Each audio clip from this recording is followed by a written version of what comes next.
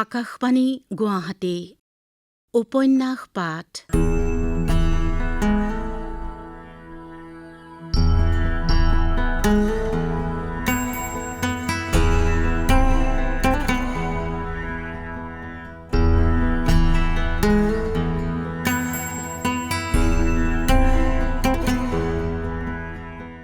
এই অনুষ্ঠানটিত প্ৰচাৰ হৈ আছে অৰূপা পতংগীয়া কলিতাৰ উপন্যাস অয়নান্তৰ ধাৰাবাহিক পাঠ। পাঠ কৰিছে নয়ন প্ৰসাদে, প্ৰযোজনা ঋতুপৰ্ণ দাসৰ।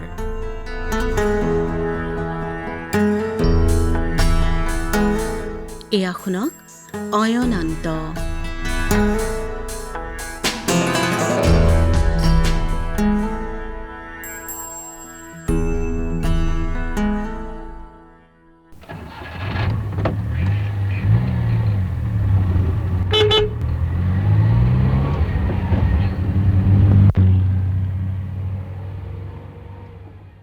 গাড়ী এখন ওলাই যোৱাৰ শব্দ। অস্থিৰ মানুহগৰাকী শান্ত হৈ পৰিল। তগৰক কোলাত লৈ তেওঁ কান্দিছেও হাঁহিছেও। এইক চাবলৈ মনটোৱে চটফট কৰি থাকে। এইখন জেলখানাৰ পৰা কেনেকৈ ওলাব? আপুনি নথকা হ'লে তাৰ ইমান দিনেই হাড়ত বন গজিলেহেঁতেন বাইদেউ। মাজনীয়ে তেনেই মাকৰ মুখখনকে পাইছে। মাকগঢ়ী ছোৱালী। এইবাৰ তাই যশোদাৰ ওচৰলৈ আহিছে। বাইদেউ, আপুনি এইক জীয়ালে। আপুনিয়ে তাইৰ সকলো। আপুনি মোক মহাপাপৰ পৰা মুক্তি দিলে বাইদেউ। যশোদা উঠি গৈছে। মানুহগৰাকী সাপ দেখাৰ দৰে উচপ খাই উঠিল। নাজানে বাইদেউ, জানিলে। ভয়ত মানুহগৰাকী হেতা পৰি গৈছে। তুমি ভয় নকৰিবা, মই থাকোঁ মানে নাজানিব। তাই কেনে আছে? প্ৰেতিনী হৈ তাই জীয়াই আছে বাইদেউ। যোৱা জনমৰ শত্ৰু আছিল তাই। এতিয়া মোক খুলি খুলি খাইছে। জীয়েকক চিনি পাবনে তাই? ক'তনো পাব বাইদেউ? নিজৰ গাৰ কাপোৰ সামৰাৰে জ্ঞান নাই। তথাপি এবাৰ দেখুৱাই আনো। তাই হেঁপাহ কৰি আহিছে। তেওঁৰ লগে লগে যশোদা আৰু তাই দীঘল বাৰাণ্ডাখনত উঠিল। তাই সেই কোঠাটোৰ ফালে খোজ ল'লে য'ত তাই সদায়ে শুনিছিল অৰ্গেনৰ সুৰ, মিঠা মাতৰ গান। ৰুমাৰ মাকে বাৰাণ্ডাৰ পৰা চিৰিত ভৰি দিছে। এইফালে ক'লৈ যাম? তাই অবাক হ'ল। যিফালে মানুহগৰাকী গৈছে সেইফালে খৰি থোৱা ঘৰটোহে আছে। তাইও আইতাক আৰু ৰুমা বাইদেউৰ মাকৰ পাছে পাছে নামি গ'ল। তগৰে আমনি পাই উচপিচাবলৈ লৈছে। তগৰে খঙত তাইৰ চুলিবোৰ আজুৰিছে। ৰুমাৰ মাক খৰি থোৱা ঘৰটোৰ ওচৰ পাই মাটিতে বহি পৰিল। মানুহগৰাকীয়ে বোধহয় কান্দিছে। তাই আগবাঢ়ি গৈ খৰি, কাঠ, নানা পেলনীয়া বস্তুৰে ঠাহ খাই থকা ঘৰটোৰ দুৱাৰমুখত থিয় দিলেগৈ। ভঙা চিঙা লেতেৰা ঘৰটো প্ৰায় আন্ধাৰ। আন্ধাৰ চুকটোৰ পৰা মানুহ এজনী ওলাই আহিল। মানুহজনী লাহে লাহে তাইৰ ফালে আহিছে। আউল বাউল জঁট বন্ধা চুলি, দাঁত গালৰ হনু ওলোৱা, ওখ, ক্ষীণ, ভয়ংকৰ মানুহ এজনী আহি শূন্য দৃষ্টিৰে তাইক চাই ৰ'ল। তাই চিঞৰ মাৰি উঠিল। তগৰেও ভয় খাই কান্দিবলৈ ধৰিলে। মানুহজনীয়ে মুখৰ ভিতৰতে ভোৰ ভোৰাই আন্ধাৰ ঘৰটোৰ ভিতৰত ঘূৰি ফুৰিছে। এবাৰ মাজলৈ আহি জঁপিয়াবলৈ ধৰিলে। মানুহজনীয়ে যেন ভীষণ ভয় খাইছে। তাই জঁপিয়াবলৈ এৰি এইবাৰ আন্ধাৰ চুক এটালৈ দৌৰি গ'ল। কোনোবাই যেন মানুহজনীক খেদিহে নিছে। কান্দি কান্দি ভয় খাই আন্ধাৰ চুকটোত মানুহজনী বহি পৰিল। মানুহজনী নেদেখা হ'ল। কেৱল ক'লা আন্ধাৰত মিলি থকা একোচা আউল বাউল চুলিৰ মাজৰ পৰা আহি থাকিল এটা চেপা কুকুৱনিৰ শব্দ। তগৰে বেছিকৈ কান্দিছে। আইতাকে আহি তগৰক লৈ নোযোৱা হ'লে তাই কিজানি সেইখিনিতে ৰৈয়ে থাকিলেহেঁতেন। ৰুমাৰ মাকে যশোদাৰ হাতত ধৰিছে। বাইদেউ, তাইক মৰিবলৈ আশীৰ্বাদ দিয়ক বাইদেউ। মই মৰিলে তাইক ভাত মুঠি কোনে দিব? তাই যেন খোজ কাঢ়িব পৰা নাই। তাইৰ বুকুখন কেনেকুৱা লাগিছে। ৰুমা বাইদেউ, সেই তগৰ ফুল এপাহৰ দৰে ৰুমা বাইদেউ কি হৈ গ'ল?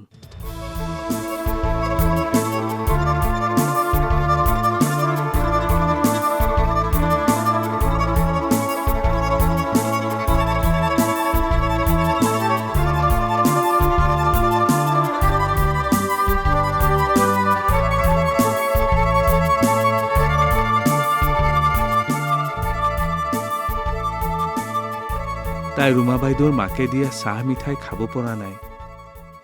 সেই পখিলাৰ দৰে ফুলৰ দৰে নাৰিকলৰ মিঠাইবোৰ, বগা দীঘল মিহি আঙুলি এটাৰে ধৰি থকা সেই পখিলাৰ দৰে মিঠাইটো, চুলিৰে আৱৰি ৰখা সেই ধুনীয়া মুখৰ ছবিখন, চুই দিলেই পাক খাই যোৱা মচুৱা গোম সাফেন চুলিকোছা। তাই ঘপকৈ টেবুলৰ পৰা উঠিল। আইতা, ব'লক যাওঁ, দিনে পোহৰে যাব লাগিব। ৰুমা বাইদেউৰ মাক ভিতৰলৈ উঠি গ'ল। তাই আইতাকক হেঁচুকি আছে। ব'লক যাওঁ। যশোদাই তাইক ধমকিয়াইছে। আই, মানুহগৰাকীক মাত নলগাকৈ যাবি নেকি? কান্দি কান্দি তগৰ তাইৰ কোলাত টোপনি গ'ল। ৰুমাৰ মাক আহিছে। তেওঁৰ হাতত এটা হাতীৰ দাঁতৰ বাকচ। তেওঁ বাকচটো টেবুলত খুলিলে। গলপতা, জোনবিৰি, ঢোলবিৰি, মুঠিখাৰু, মাৰ যাব খোজা বেলিৰ পোহৰত চকমকাই উঠিল। ৰুমাৰ মাকে বাকচটো যশোদাৰ হাতত দিছে। তাৰ মাকৰ গহনা, তাৰ বাবে থৈ দিব, বাচি থাকিলে পিন্ধিব। মোক দেউতাই দিয়া দুপদমানো আছে। তেখেতে কাৰো কথা নক'ব, এইখিনি ৰুমাৰ গহনা। যশোদাই গহনাখিনিত হাত দিবলৈ সংকোচ কৰিছে। আপোনাৰ হাতত থাকক, পাছত নিম। মানুহগৰাকীয়ে দাঁত কৰচিছে। সি গহনালৈ হাত মেলিয়ে আছে। কোনজনী ডিঙিত কি ওলমেগৈ ঠিক নাই। দেৱালৰ ঘড়ীত ধং ধং চাৰিটাৰ আৱাজ হ'ল। যাওক বাইদেউ, আপুনি এতিয়া যাওক। মানুহগৰাকী আকৌ অস্থিৰ হৈ পৰিল। ইফালে ভুমুকিয়াই সিফালে ভুমুকিয়াই মানুহগৰাকীয়ে ক'বলৈ ধৰিলে। 4টা বাজিলেই। যাওক বাইদেউ, আপুনি যাওক। তাইৰ হাতত বাৰেণ্ডাৰ ৰেলিঙত মেলি থোৱা গামোচা এখনেৰে মেৰাই বাকচটো দি মানুহগৰাকীয়ে তাইক প্ৰায় হেঁচুকিয়াই দিলে। যোৱা আইজনী, যোৱা।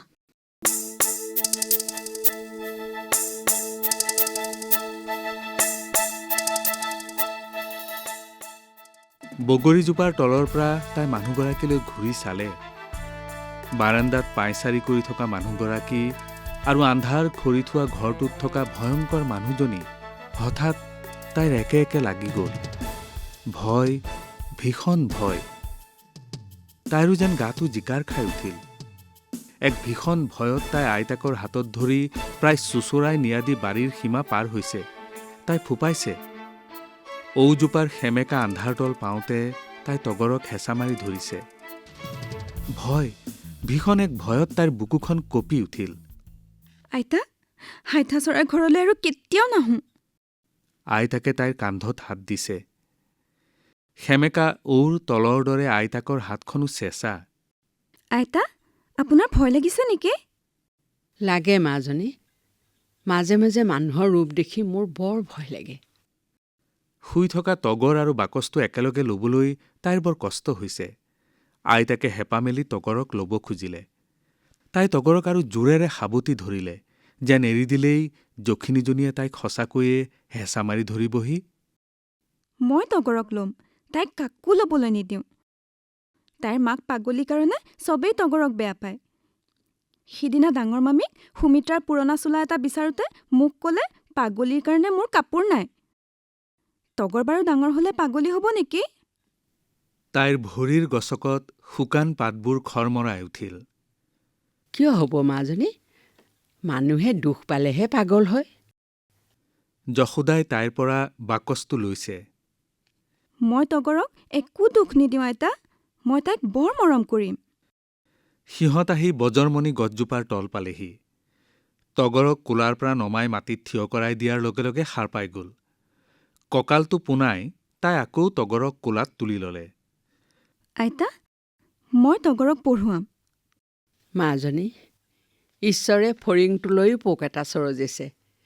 ঈশ্বৰে তাইকো চাব। তই হলি জিৰণীয়া মৌ, উৰা মাৰিলে চব শেষ। তাই বজৰমণি গছজোপালৈ ডিঙি মেলি চালে। আইতা, গছজোপা বৰ ডাঙৰ হৈছে নহয়? এৰাও, গছজোপা সীমাত আছে বুলিহে কটোৱা হোৱা নাই। গোটেইখন ছাঁ কৰি ধৰিছে।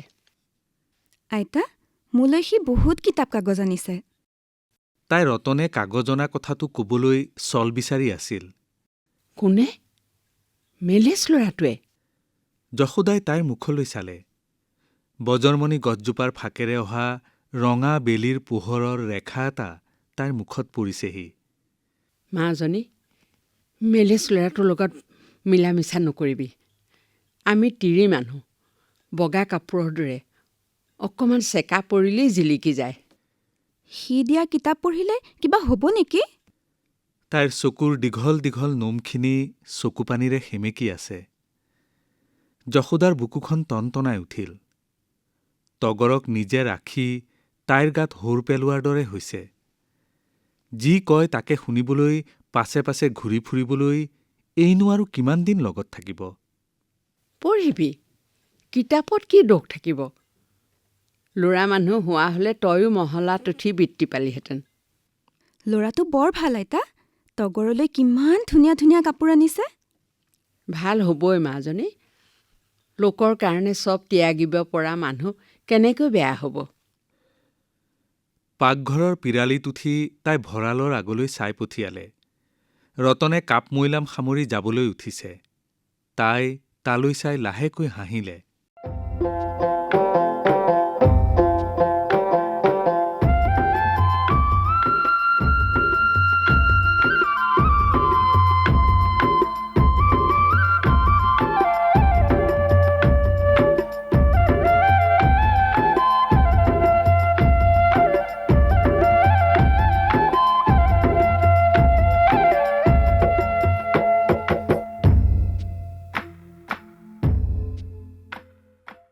পুৱা চাহ খাই উঠিয়ে তাই বাৰীলৈ গৈ হালধি আনি মিহিকৈ বটিলে। আইতাকক খুজি শৰ আনিলে। হালধি আৰু শৰখিনি লৈ তাই ৰ'দত বহি মুখত হাতত গাত সানিলে। সোঁহাতখনত সানি থাকোঁতে তাই সুমিত্ৰাৰ মাতত উচপ খাই উঠিল। ই তুমি দেখোন এনেই বগা, হালধি সানিব কিয় লাগে? তাই হাঁহিছে। তয়ো সানিবি নেকি? ল। হালধি আৰু শৰ অলপ সুমিত্ৰায়ো লৈছে। তাই কলগছত সোমাই গাজ মেলোৱা পিহা মাটিমাহখিনিলৈ চুলিখিনিত সানিছে। দেচোন, পাছফালে ভালকৈ সানি দে। মাহখিনি আধা সনা কৰি সুমিত্ৰা যাবলৈ ওলাই তাইৰ কাণে কাণে ফুচফুচাই ক'লে, মায়ে মোক তোমাৰ লগত কথা পতা দেখিলে গালি পাৰিব। কিয়? তাইৰ হাতৰ পৰা মাটিমাহৰ বাতিটো সৰি পৰিল। সুমিত্ৰা মনে মনে আছে। মনে মনে আছ কিয়? সুমিত্ৰাই খেপ ঢুকিছে। মাহঁতে কয় তুমি বোলে মেলেছ ল'ৰাটোৰ। তাই জকি উঠিছে। মাৰহঁতক কৈ দিবি। আইতাই দিয়ে কাৰণেহে তাক চাহ জলপান দিওঁ। মই নিদিলে কোনে দিব? ভাদৈহঁতকতো তাৰ কাম কৰিবলৈ নিদিয়েই। ৰ, মই আইতাক চব কথা কৈ দিম। সুমিত্ৰাই বৰ ভয় খাইছে। নকওঁ বাৰু যা। কিন্তু ল'ৰাজনৰ কথা মেলেছ বুলি নকবি। মানুহৰ কাৰণে ত্যাগ কৰিব পৰা মানুহ বেয়া মানুহ নহয় নহয়। তাইৰ কাণত ভাঁহি উঠিল এষাৰ গলগলীয়া মাত। দুপৰীয়া দুপৰীয়া কান্দি থকা ছোৱালীজনী। তাইৰ বুকুৰ ভিতৰখনত মাতষাৰ ঘূৰি থাকিল। তাই অকণমান হাঁহি নিজে নিজে কৈ উঠিল, ইচ, ক'তনো কান্দো মই? শুকাই যোৱা শৰ আৰু হালধি মিশ্ৰণ মূৰত সনা মাটিমাহখিনিত বতাহ লাগি শুকাই গ'ল। মাটিমাহেৰে টেপটেপীয়া হোৱা চুলিখিনি খোপা এটা বান্ধি তাই গা ধুবলৈ দৌৰ মাৰিলে। গা ধুই তাই মুগাৰ সেউজীয়া কেঁচ বচা ৰিহাখন, সেউজীয়া ব্লাউজটো পিন্ধি আইতাকৰ লতাপাত কটা ফ্ৰেমৰ মাজৰ আইনাখনৰ ওচৰত থিয় হ'ল।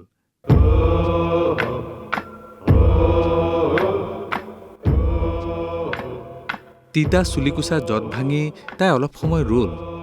মেলি থ'ব নে বান্ধিব? মিহি হৈ পৰা চুলিকোছাত তাই এপাহ খৰিকাজাই গুজি ল'লে। বিনা, পাকঘৰৰ পৰা অহা আইতাকৰ মাতত তাই দৌৰ মাৰিলে। আইতাকে বাৰু নাই, ভঁৰালৰ আগটো খালী হৈ পৰি আছে। আইতাকে তগৰক জলপান খুৱাবলৈ মাতিছিল। তাই তগৰক জলপান খুৱাওঁতে ঠিক মন দিব পৰা নাই। তগৰে আমনি পাই কান্দি উঠিল। নাকান্দিবা তগৰ। ব'লা, আমি ছাগলী চাম, গৰু চাম। জলপানৰ বাতিটো হাতত লৈ তগৰক ধৰি ধৰি জপনাৰ মুখলৈ লৈ গ'ল। পাছফালৰ আৰু আগফালৰ চোতালখন ভাগ কৰা জপনাখনৰ ওচৰত তাই অলপ সময় থিয় হৈ ৰ'ল।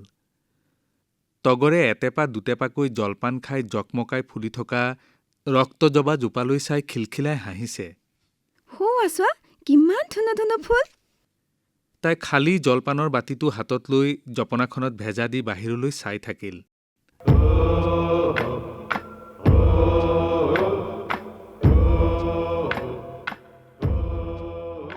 তাই দৌৰি দৌৰি জপনাখন পাৰ হৈ গুলচৰ তলেদি গৈ গেটখন খুলি ৰাস্তাত ভৰি দিলে। ৰ'দৰ পোহৰত তাই জিলিকিছে। বতাহত তাইৰ চুলি আউল বাউল। তাই গৈ আছে। যাওঁতে তাই যখবৰাৰ ঘৰত সোমাই ফুলবোৰ চাইছে, বগৰীজোপা চাইছে। পকীয়ালিত ভৰি দি পদুমেৰে ভৰি থকা বৰপুখুৰীৰ ওচৰৰ কেঁকুৰিটো ঘূৰি ভাৰ্গৱহঁতৰ ঘৰত সোমাইছেগৈ। তাই এইবাৰ ৰয় কোম্পানীৰ ভিতৰলৈ গৈছে। পুতলা থকা ফালে তাই দৌৰ মাৰিব খুজি কবৰখানাটোলৈ চালে। কাষে কাষে সেয়া কোন? তাই তগৰক কোলাত তুলি চুমা এটা খালে। সৰি থকা ফুলবোৰ লৈ খেলিব খোজা তগৰে কোলাত উঠিব খোজা নাই। তাই দূৰৈৰ পৰা দেখিছে। তাই যাব খোজা আলিটোৱেদি বগা হাফ পেণ্ট, বগা চাৰ্ট, বগা জোতা মোজা, মূৰত টুপি এটা পিন্ধি সি আহি আছে। তাই অলপ সময় সেইফালে চাই থাকিল। নতুনকৈ সজা ওখ দেৱালখন পাৰ হৈ জবা ফুলজোপাৰ ওপৰেদি যেন এজাক ৰ'দ জলমল বতাহ বৈ আহিল। এইমাত্ৰ ধুই অহা চুলিকোছা জোকাৰি গ'ল, দেহাটো চুই গ'ল।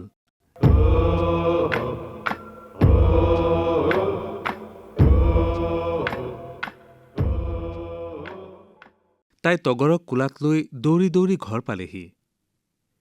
তাইৰ ৰঙা পৰা গাল দুখন চাই আইতাকে কৈ উঠিল, পেটত ভোক থাকিলে আপুনি খাব নহয়। তইনো তাইক লৈ ৰ'দখনত কিয় ঘূৰি ফুৰিব লাগে? নেদেখিছা গাল মুখ ৰঙা পৰি গৈছে। তাই একো মতা নাই। তাই ভিতৰলৈ গৈ কাগজ আৰু কিতাপখিনি উলিয়াই ল'লে। এইকেইদিন এইখিনি পঢ়ি পঢ়ি তাইৰ প্ৰায় মুখস্থ হৈ গৈছে। কাগজকেইখন নোচোৱাকৈয়ে তাই কৈ যাব পাৰিব কোনখিনিত পাৰ্চী দেশৰ বিৱৰণ আছে, কোনখনত কানিৰ বিৱৰণ আছে, ধৰমৰ ৰথযাত্ৰা আছে, ক'ত ৰজাৰ মৈদামৰ কথা আছে। মুখস্থ হৈ যোৱা কাগজখিনিৰ মাজৰ পৰা এখন কাগজ তাই উলিয়াই আনিলে। ৰজাৰ মৈদামৰ লেখাখিনিৰ তলতে এখন ছবি, মিছৰৰ পিৰামিডৰ ছবি। কেনেকৈ বাৰু ছবিবোৰ আঁকে? পিৰামিডৰ কাষত থকা খেজুৰ গছকেইজোপা কিমান সঁচা যেন লাগিছে। তাইৰ কাণত সুহুৰিয়াই উঠিল বালিৰ মাজেদি বলা বতাহজাক। তাই যেন শুনিবলৈ পালে বতাহত লৰি থকা খেজুৰ পাতকেইখিলাৰ শব্দ। গছৰ পচা মূঢ়া এটাত নেজডাল মেৰিয়াই পাক খাই থকা এডাল প্ৰকাণ্ড অজগৰ, ঘোঁৰা আৰু ঘোঁৰা পোৱালি। ছবিবোৰ তাই হাতেৰে চুই চালে। কোনে আঁকিছে এইবোৰ? জনছন চাহাব, ৰজিৰ মাক, ৰতন নে আন কোনোবাই? খবৰ কাগজত অঁকা ছবিবোৰ কেনেকৈ তুলিলে বাৰু?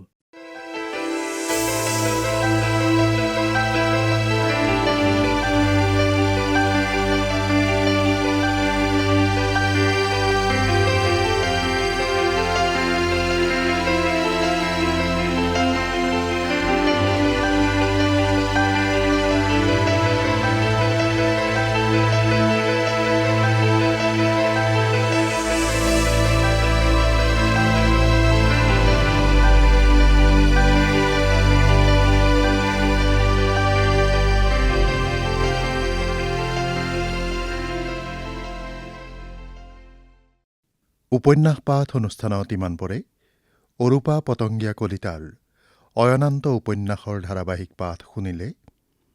বিভিন্ন চৰিত্ৰত আছিল যশোদা মনোৰমা বৰঠাকুৰ, সুমিত্ৰা ইলিয়ানা গগৈ, বৰুৱানী গীতালী ভট্টাচাৰ্য আৰু বীণাৰ চৰিত্ৰত মেলডী পাটগিৰি। উপন্যাসখনি পাঠ কৰিলে নয়ন প্ৰসাদে, প্ৰযোজনা ঋতুপৰ্ণ দাসৰ। উপন্যাস পাঠৰ ৫৫তম খণ্ডটি শুনিবলৈ পাব অহা সপ্তাহৰ এই একে সময়তে।